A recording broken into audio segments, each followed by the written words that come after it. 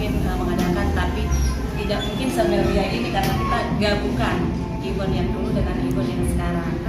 Hari pertama itu kan 3 hari. Jadi hari pertama itu ada beauty class. Pematerinya saya ambil dari daerah, namanya Ica Veronica.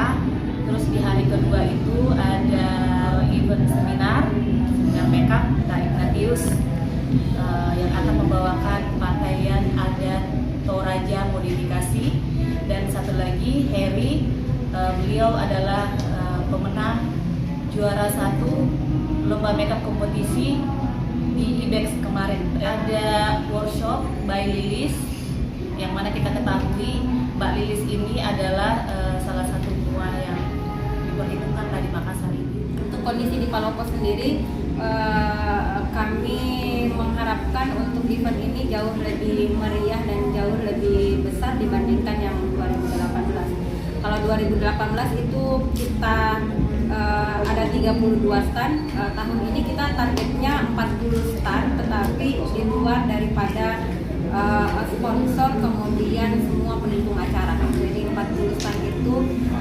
untuk